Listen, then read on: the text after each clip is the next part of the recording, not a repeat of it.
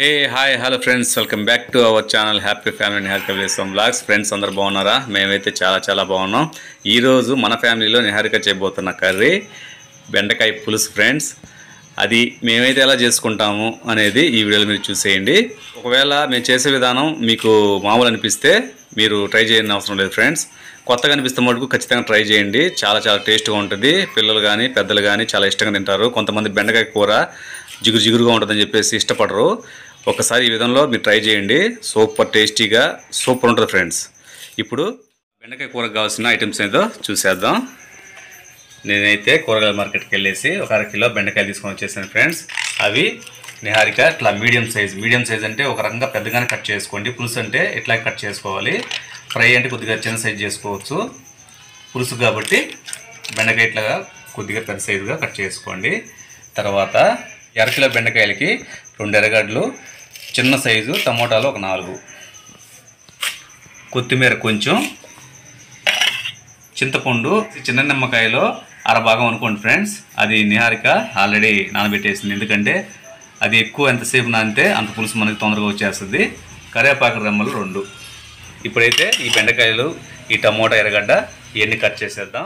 బెండకాయలు అయితే మనకి పులుసుకి ఏ విధంగా కావాలో ఆ విధంగా కట్ చేసుకొని ఒక ప్లేట్కి తీసి పెట్టేసుకుందాం ఫ్రెండ్స్. తర్వాత ఒక పాత్ర తీసుకొని 4 టమోటాలు, ఒక ఎర్రగడ్డ సన్నగా తరిగి వేసుకొని ఇంకో పాత్రలో తీసుకుంది. ఇప్పుడు ఈ టమోటా, ఎర్రగడ్డని ఈ విధంగా పిసికిన తర్వాత ఆ పిప్పిని మీరు ఉంచుకోవచ్చు లేదా తీసేయవచ్చు, మీ ఇష్టం ఫ్రెండ్స్. మేమైతే అలాగే ఉంచేస్తాము. టమోటా, ఎర్రగడ్డ ఈ విధంగా మెత్తగా వచ్చేంత వరకు పిసికేసుకొని ఇప్పుడు మనం కట్ చేసి పెట్టుకున్న బెండకాయ ముక్కలు కూడా అందులో వేసేద్దాం.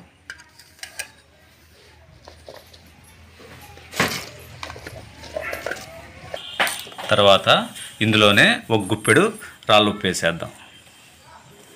ఈ ప్లేస్లో మీరు రాళ్ళుప్పు ఉంటే రాళ్ళుప్పు వేయండి ఫ్రెండ్స్, లేదంటే సాల్ట్ వేసుకోవచ్చు. ఇందులోనే ఒక 1/2 టీ స్పూను పసుపు వేసుకుందాం. తర్వాత ఒక 3 స్పూన్లు మసాలా కారం వేసుకుందాం.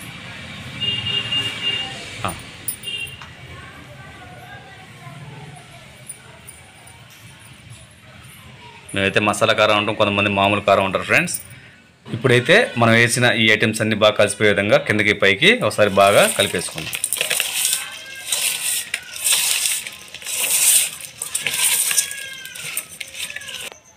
ఈ విధంగా కలుపుకున్న తర్వాత మనం ముందుగా నానబెట్టిన చింతపండుని బాగా మెత్తగా వచ్చేంత వరకు పిసుకొని ఆ వచ్చే పులుసుని ఇందులోనే పోయేసుకుందాం ఫ్రెండ్స్. చింతపండు మటుకు మీరు తప్పకుండా ముందుగానే నానబెట్టేసుకోండి ఫ్రెండ్స్. ఎందుకంటే అది నానాలంటే కొద్దిగా టైం తీసుకుంటుంది. ఈ విధంగా మెత్తగా పిసుకొని ఇప్పుడు ఈ పులుసు ఇందులో పోసేద్దాం ఫ్రెండ్స్.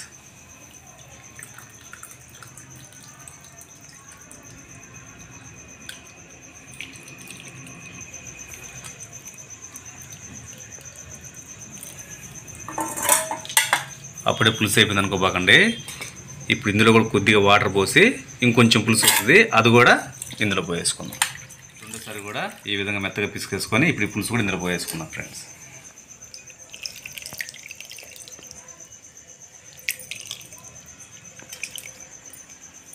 చూసారా, ఇంకా మిగిలింది ఆ పిప్పి. ఇప్పుడు ఆ పిప్పి మనకు అవసరం లేదు, పారేయడమే. చింతపండు పులుసు కూడా పోయేసిన తర్వాత ఇందులో ఉన్న ఐటమ్స్ అన్నీ ఒకసారి బాగా కలిసిపోయే విధంగా కలిపేసుకుందాం ఫ్రెండ్స్.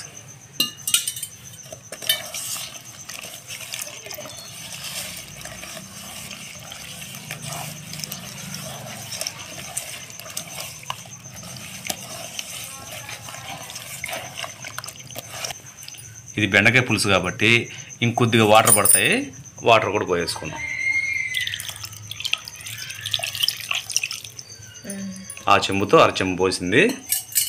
ఇప్పుడు నేరుగా ఇంకా గ్యాస్ మీదకి వెళ్ళిపోవడమే.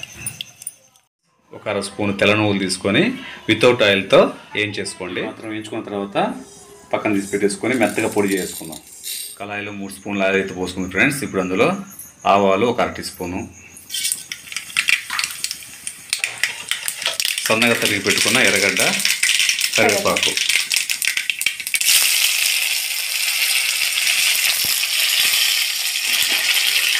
ఈ ఎర్రగడ్డ దోరగా వచ్చినంత వరకు ఏం చేస్తున్నాం. ఎర్రగడ్డలు దోరగా వచ్చేసాయి. ఇప్పుడు మనం కలుసుబాటు చేసి పెట్టుకునే బెండకాయలు, పులుసు, ఈ ఐటమ్ అంతా కళాయిలో పోయేసుకున్నాం.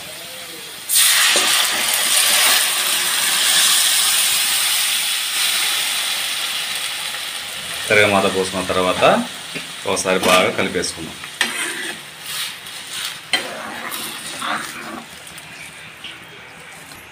ఇప్పుడు ఈ బెండకాయ పులుసు తెల్లేంత వరకు బాగా ఉడికించేసుకుందాం. చూడండి పులుసు బాగా తెలుతుంది.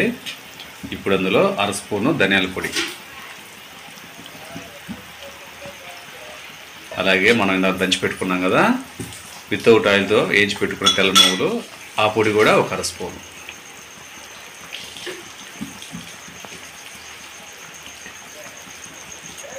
తర్వాత మనం సన్నగా తరిగి పెట్టుకున్న కొత్తిమీరను కూడా వేసేద్దాం.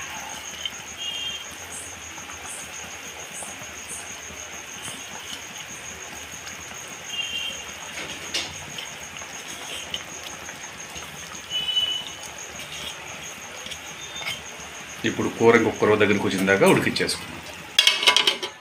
కూర అయితే రెడీ అయింది, చూద్దాం. ఆహా, స్మెల్ అయితే ఎదిరిపోతుంది ఫ్రెండ్స్. ఈ మాత్రం దగ్గరికి వచ్చిన తర్వాత ఇంకా మనం గ్యాస్ ఆపేసుకొని కళాయి కింద దించేసుకోవడం.